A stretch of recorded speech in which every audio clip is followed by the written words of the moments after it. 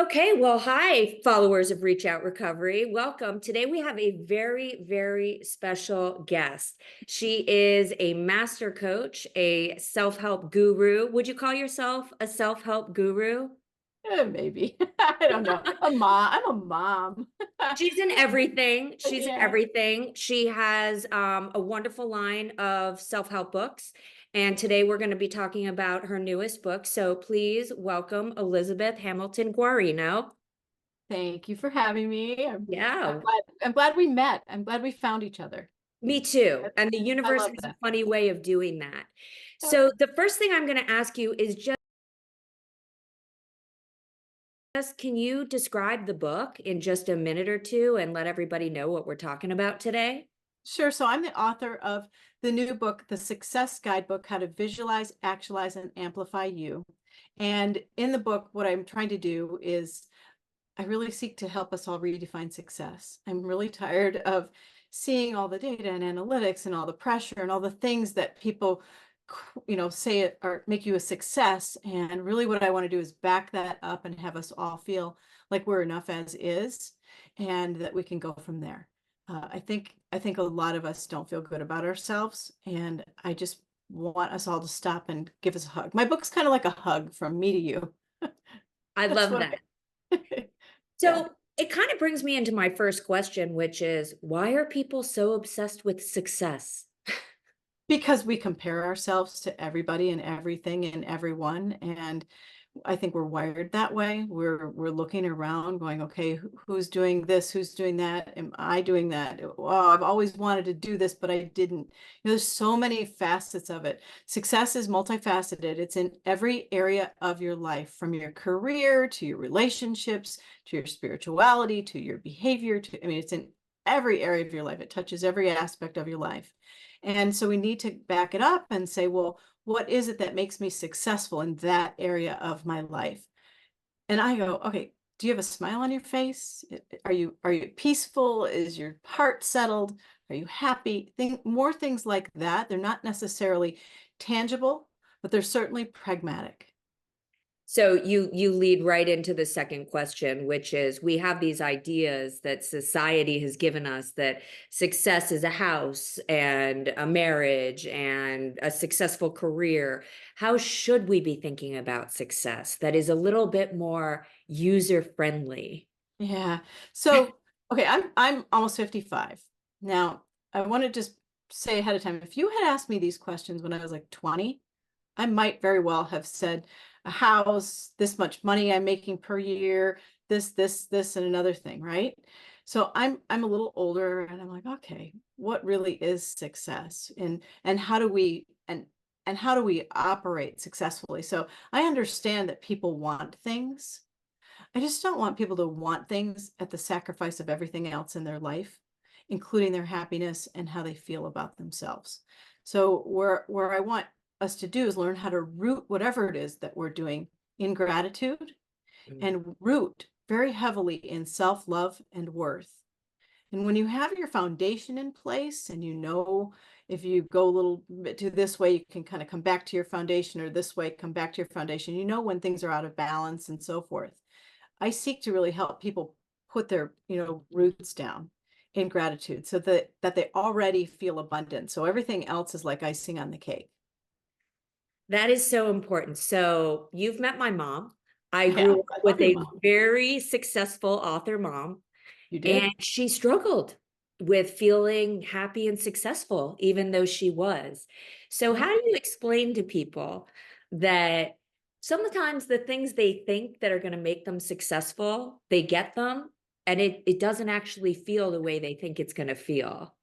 That's pretty much the way I felt and why I wrote the book. I had a couple, I had a book or two, three, that I've written, and I'm like, wow, I still don't feel okay.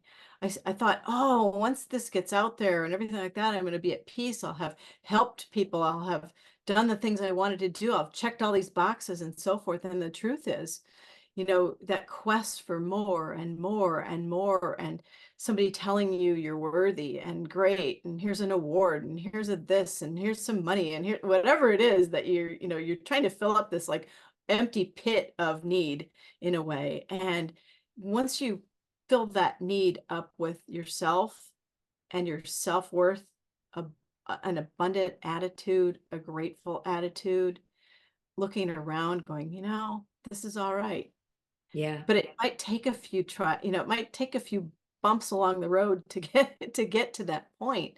And I always say to our moms, I'm kind of hard on my mom. I love you, mom, but I'm hard on you too.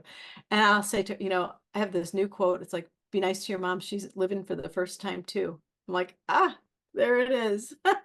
We look to our parents all the time to, if you're blessed to have parents, to guide us and lead the way. They don't know everything. They have more mileage. You might be smarter than them even. I always say to our four boys, I'm definitely not smarter than you. You're all scientists and master's degree and all this stuff.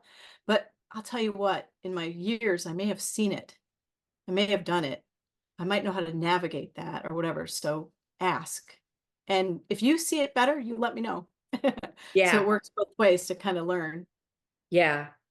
So you sparked a question, which is how did you stay positive? What were your hurdles along the way? Was there anything that really stopped you up in your process? Yeah. Yeah, actually, I can remember my first book was a Hay House book. It's called Percolate, Let Your Best Self Filter Through. And I wrote it back in 2012. It was published 41414. I have a lot of fours in my life.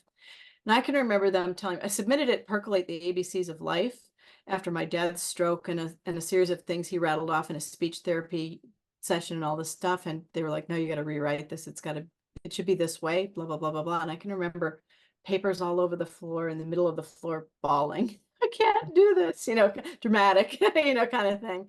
Yeah. And it's things like that. It's people along the way who, when you're feeling like that, you admit that you're feeling like that. And you say, I'm feeling like a complete failure in the second moment, day, week, whatever it is. What's good? And I think to get ourselves out of that mode, we have to kind of see. That was just one example. I have so many. We could be here for hours with me telling you all the things I've failed at and had trouble with and everything. But when we're in those moments, if we can reach for something that anchors us in our power, I love to help people anchor in a moment in time that they can go back to, where they knew they had gratitude, abundance, something going right, that kind of thing. And you remember. I think a lot of the times too, is if I'm talking too much, just let me know. But a lot of the times as we get older, for example, even with health coaching and things like that, we'll come across somebody who's a little bit overweight and they'll be like, how do I do? I'm like, what do I do? And you'll say, what'd you do when you were a kid? Oh, I love to skate, or I love to play football, or like Jim Carrey, he loves to ice skate. So we put him back on skates Gary Kovac put him back on skates to get him in shape and get going and things like that. So reaching back sometimes for something that you loved and incorporating it into your adult life sometimes works too, and sometimes not. I am a huge advocate for coaching. Yeah. Coaching has been a huge part of my recovery, of my journey. I included it in my special recipe of the recovery lifestyle, because I think we all need a coach in our life, at least at one point, to help us going. So would you just, if you would be so kind, just share about the benefits of the kind of coaching that you do with people? Because I really think if somebody is struggling, having a coach, even for a short period of time, can make all the difference in the world. I think so too. I think so. I'm a master life coach, which means that I train people to become life coaches. Okay. So I also have many, many, many hours in the field coaching people and things like that to get to that point. I think one of the best things about a life coach is they see the potential in you more than you might see it at the time. Yeah. They might see something about you. They may be thinking way more positively than you are in that moment. It's a different set of eyes on you, on what you perceive as a big problem, as what you perceive what might be shameful or fearful or any kind of the negative stuff that we get stuck in. Life coaches are over here on the outside going, I love you and I believe in you. I'm going to sit around here and wait for you to believe in you. And when you believe in you and when you think you can do it, I'm right here to support you and help you be accountable and learn how to move forward. I think I love both therapists and life coaches, but they're very different. sometimes you get the blessing of a therapist who's also a life coach, but sometimes therapists work backward and are there, which is good too. But a life coach, our mission in life is to move you forward. Yes. And we're going to heal up that past as well, because that comes creeping back in as we're moving forward. But our mission is to move you forward. And so I think everybody, I have my own coaches, I have my own mentors, I have my own people who hold me accountable, who say that's a crazy idea, or no, don't do that, or yes, do that. We all need that, I think. I think we need it. I think it takes away sometimes, we're all quick to go to our parents for approval if our parents are still around, or colleagues, but there's stuff with Yeah. everybody. And when you have a coach or outside people, I just feel they are looking at the potential and pushing you forward. I think it's so great. And they're So there without your they're there without your baggage as well, like any of that emotional stuff that you might have with parents or siblings or best buddies or anything. They're there without that. They don't have that history with you of the fight you had 2 weeks ago or anything like that. Yep. So they've kind of got a clean slate in a way. Yeah. That's really interesting. There you see just almost like pure potential. Yeah. I love it when people come my way and they're like, hey, would you coach me on this or that? And I especially love it when somebody's already succeeding and they want to sustain it. Yeah. You learn a lot in what they did to get there, and so forth. It's almost like they teach you in a way, but you're still seeing something different. We see gaps, I guess, little gaps here and there, and we fill in the gaps. It's an interesting It's process. interesting. So I'm going to take you down the road of recovery for a second, Mhm. because that is our audience. So here's what I see with recovering people, and feel free to say anything else Yeah, that you I'm see. putting my hair behind my ears too, because everybody. Yeah, let's get into that. Let's do it. Yeah. So when you are recovering, and I speak from personal experience and from lots of stories that I've heard, when you are recovering from addiction, mental health issues, or family dysfunction, there Yeah. can be so much shame, so Yeah. much fear about competency.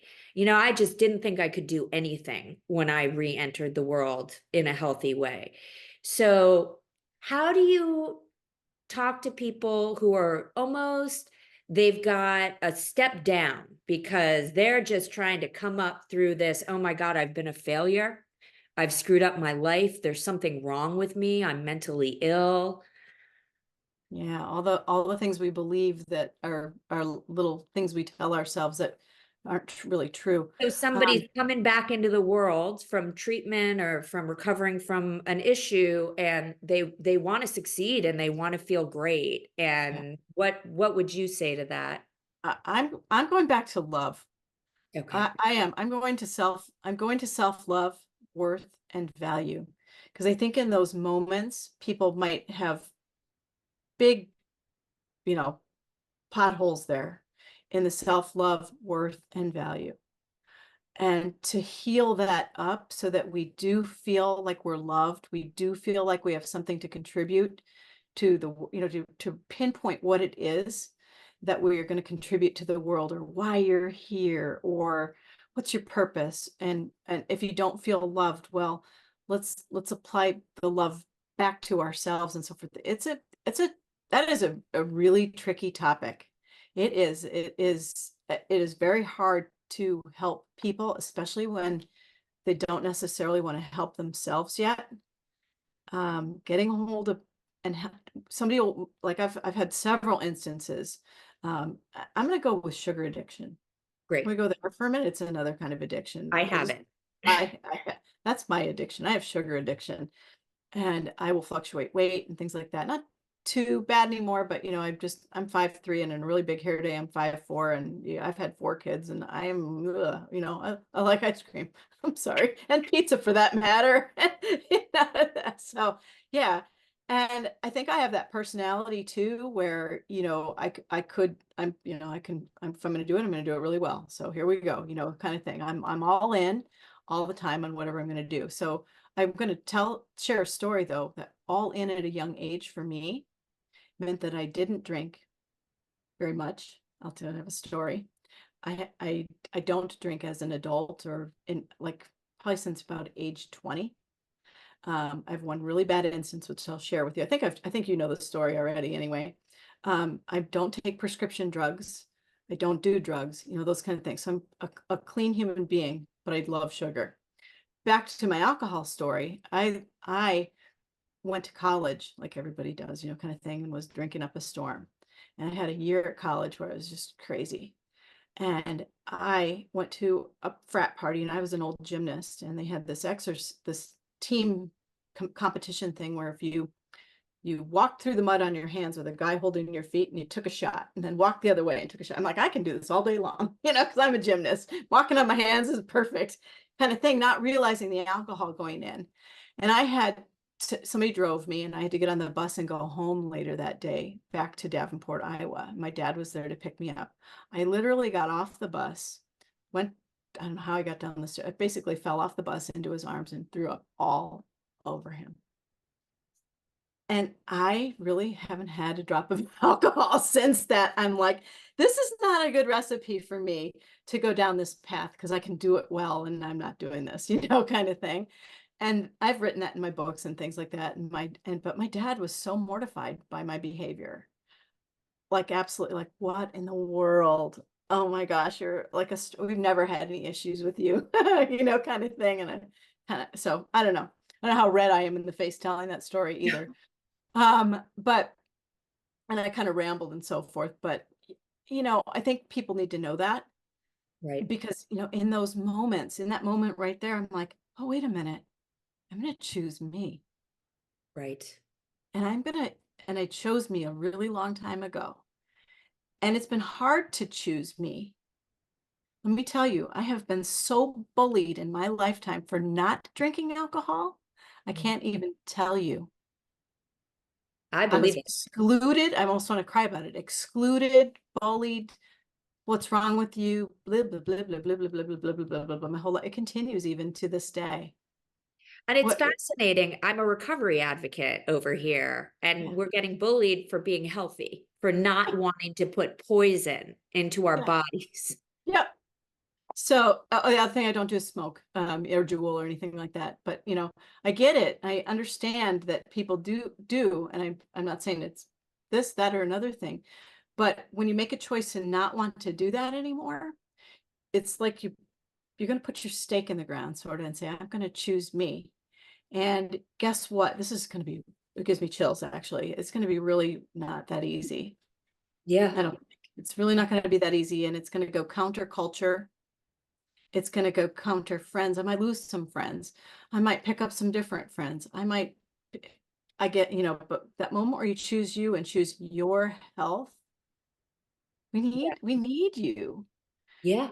And that's my message to people. If you're listening out there and you're struggling right now, remember, oh my God, we need you. We need Right. your authentic you. We need your gifts and talents and love and beliefs and humor. And, it makes me cry. We're unique and we need you. So one of the things Does I that had make sense? I hope that makes sense. I don't Oh, it know. was beautiful. It makes Yeah. perfect sense. And one of the things I did a lot in my recovery was vision building What'd you and say? vision building. Oh, yes. I love that. So I took notes from the book. So if I get anything wrong, correct me. But you Yeah. talk about people getting blocked and needing to align heart, purpose, and goals. Yeah. And I love that, especially for a recovery community, because you're going to get blocked every day. Every morning you're going to wake up when you're depressed. Every morning you're going to wake up and think, yeah, I'm not going to do this today. Yeah. And you have to actually talk yourself through this little bit of a process. So I love that. Is there anything you would add to that when you're talking about aligning your heart, purpose, and goals? What I hear is creating a vision for yourself that you can come back to constantly. Yeah. I kind of want people to almost dream, get creative, get imaginative. Think about your future. Think about maybe a future resume, like where you want to be. Even if it's crazy, lofty, doesn't feel possible, anything like that. And then do like 1, 2, 3, 4, 5 things a day that propel you in that direction, even if it's not perfect. keep going in that direction, even with setbacks and things like that. But align your heart, truths, and energy. It means, it means think with your heart, what's truthful, and take action toward that. And the other thing that what was I can't remember what I was going to say exactly when you were talking. And I'm like, I need to remember to say that. I'll think about it and we'll come back to it if I can remember it. You know what I would add, and we talk a lot about Probably going to add it. Yeah, I'm in hoping. recovery, and you have to re-forgive. It's a practice. Yes. So I almost think about what you're talking about. You also have to practice. I think for people in recovery, they think I can't do it. It didn't work. Well, no one can do it at the beginning. Yeah, that was similar to what I was going to say. I was going to say nothing's instant. Nothing is instant.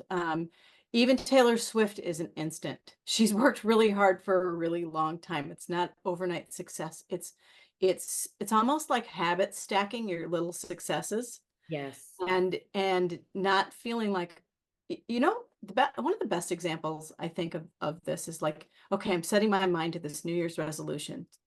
On January 1st, I'm going to stop eating cookies. I'm not going to ever have a cookie again, kind of thing. And it's like, okay, I'm not going to have 10. Let's go with, I'm not going to have 10 cookies a day. I'm going to have one cookie, sugar addiction kind of thing. But about week 3, well, maybe even the next day, you go, I missed my cookies. Yeah. Week three, you're like, oh, I'm really missing my cookies. And week 4, you go, oh, I just broke down and had a cookie. And then you stop. Yeah. And then you got cookies coming in everywhere. What I want people to do is not stop. I want people to go, okay, I ate 10 cookies. I'm going to do it again. And instead you carry what you're doing and you're in motion toward your goals, dreams, and things like that. It's tricky though, because people stop right there and they go, well, I suck. And what you really need to do is probably pull in more resources, buckle down a little bit more, and throw in, did I freeze? No, you're good. Okay. Throw in consistency. There's words we need to learn, like consistency, determination, what's motivating you, what inspires you, what's your reason, like why? Right. Why? What's your why? What's your why? And when you uncover that, you go, oh, okay, wait a minute. I want to live until I'm 90. Okay. Well, if I can't eat that to do that. I can't drink that to do that. I can't do that to do that. I really want to see my kids have kids. Like, probably need to do something else along the lines of health or whatever. I don't know if that makes any sense. No, that's great. That's great. So I want to get back a little bit to the book. Yeah. How to best use your book. Oh, so I think the best way to use my book is to just start at the beginning. And you can take anything that you've got going on and run it through the entire book. I wrote it so that you could run it through. But I also wrote it so that if you don't want to start at the beginning, you can start at chapter 5 or 6 or wherever you want to start. So pick it up, turn to a page that randomly even, and go from there. It doesn't matter really how you use the book. Sometimes the way I use the book is reading the back first and then going to we all read books differently. But what I would like people to know is that it's a master class if you want it to be. You can actually get a certification for your resume in success management. Both of my books, the Change Guidebook and the Success Guidebook, are master classes. If you go online to besteveryou.com, you can take the certification right there and we'll mail you the certificate. So that is absolutely extraordinary. And really, really, I think people on this audience are going to really appreciate that. So we have a lot of people who like to learn how to give back and then go on and help other people. So is there anything else you can say about that? What people should do or could do? Because I bet people will. Yeah. Well, and the neat thing about that too is it's not expensive. It's for the cost of a book. You get a master class. So I'm not charging you anything I'll even pay for the shipping for your certificate. It's all good. So for the cost of a book, you get a master class certification in change management or success management for either one of those books. The other thing I would do is tell you that if you've got like 5 people or 10 people listening or something like that, if they contact you, if they want to become life coaches, I'll train you to become a life coach. Wow. I'll hold a class for you guys for free.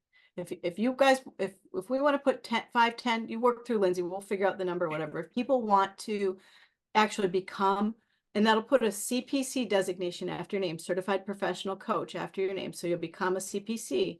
I will, for free to your group, train you to become life coaches. Oh my God, we have to do it. It's been a Yeah. dream of mine to get that certification. Yeah, and it's not that hard either. So I don't believe in putting people through our, we're adults. So it's a 16-hour online class. I teach you the very basics of everything that you need to know. And then we're gonna kind of keep track of your training and hours and things like that. Nothing too crazy. But it will, after a 16-hour online class and a little test at the end, which isn't scary, it's open book and kind of more like, what do you think? Kind of thing. It's not multiple guests or anything like that. You'll get a CPC designation. And I'll tell you, I've got trained a bunch of people. They're all up on the website under the coaching tab, but I have 2 ladies right now who are absolutely thriving. And they started out going, oh, I don't know how to do this. And I'm like, give it time. Watch people, watch me, watch what we're doing, blah, blah, blah. And it's like the light bulb went off. And their businesses are thriving and they're having so much fun doing it. Cake London and Jen Drews, they both have beautiful websites and are great people. So it can be done. And and the beautiful thing too, if I can just add, when you're teaching it, you become it. Yes. Yes. And so don't have that part where you go, I'm not quite ready for it yet. You'll learn as you go. Right. You'll learn as you go and teach. I didn't start out going, I'm a life coach and I'm Right. like, I've got a lot to learn, bring it on. And if you approach it that way with your CPC designation and your newly found life coaching certification, that you're an open learner and people can teach you things in addition to you teaching them things, it's a beautiful mix. So Oh, that's I absolutely love that. And that's the kind of thing that people need to do it and then see, oh, I did something and now I have a certificate and it wasn't as hard as I think. and And it was basically free. I love the way you, by the way, it's basically free. If people who want to make Yeah. strides in their lives don't take advantage of this, I don't even know what to Got to say. put the time in. That's what's Yeah. not. Yeah. Yeah. If We they do do it at that, night too. Like I can do 4 nights or 2 days on a weekend or whatever. So, it's not going to break your back to do it. and And there it's were fun. a We couple, there laugh were and learn. right. There were 2 things you opened the book with that I thought were fabulous, which is one, you're already successful. Yes. You know, Right? anybody who's out there reading this, watching this, listening to this, you've already made it this far. Yeah. So there is a spark of wanting to recover, wanting to be okay. Do you want to know a little bit behind that comment? Yeah, Okay. please. So I'm a human being that has 4 life-threatening food allergies on board. I have a medic alert on. I've had food allergies since I was 25 and I nearly died a whole bunch of times and been resuscitated a couple. And I was feeling like crap, really, truly. And then my father had his stroke. I was sitting there in the rehab facility with him, and he's trying to recite the alphabet to this nurse. And in this moment, he says, Aardvark. And then I'm like, oh boy, I don't know why you just said that. And then he said, benevolence, courage, determination, excellence. F was a swear word, goodness, happiness, integrity, joy, kindness, love, on and on and on. I'm like, oh my God. And it was like he put his foot down and said, I'm not only going to live through this because it was awful, but I'm going to thrive. And it Right. was a moment where I was like, oh, I'm going to stop feeling sorry for myself. This is ridiculous kind of thing. I have food allergies. Okay, we can avoid lobster and we'll try and avoid peanuts and nuts so we don't die and things like that. Okay, I got this. And it made me in that moment go, I felt so not enough for so long because I had this huge medical condition. And it made me in that moment go, okay, we're going to work towards being enough and feeling okay here. Yeah.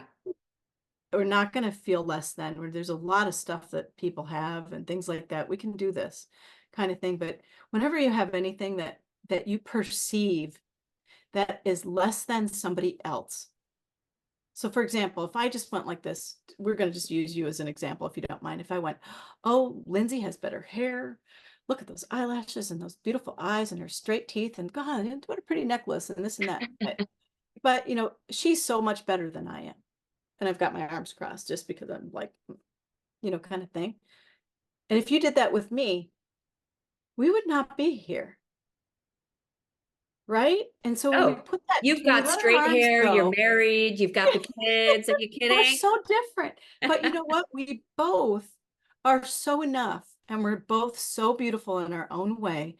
And we're women supporting women on top of it. There's a lot of mean girl crap still happening, and there's so much to learn from each other. If you just put that down and realize that we've all got stuff, and most people, when you look at them, and you look at their background and their books and things like that, or whatever it is, you don't understand in looking at somebody at a glance, all of the stuff that they've got going on in the background for real. You And don't that's, see it unless you pause and get to know them yeah, and really get to know them, and go, okay, I'm going to give you a hug and you're going to give me a hug and it's all going to be okay. And that's where I think people stop and they go, I'm not enough and I'm not good enough compared to them. And yeah, I don't feel good because this happened or this happened. So there's so much that goes into not feeling enough. It's almost like you kind of got to dissect why you don't feel good yeah, and own it and yeah, heal it and things like that. And when you fill in those gaps in your foundation and things like that, and you start walking around, not in all ego like you're the best, but there's we got to correct that too. But maybe you do for a while. Maybe you do for a while to correct this. Maybe you are the best person ever. Kind of thing, and we're correcting those things. But the point is to feel enough.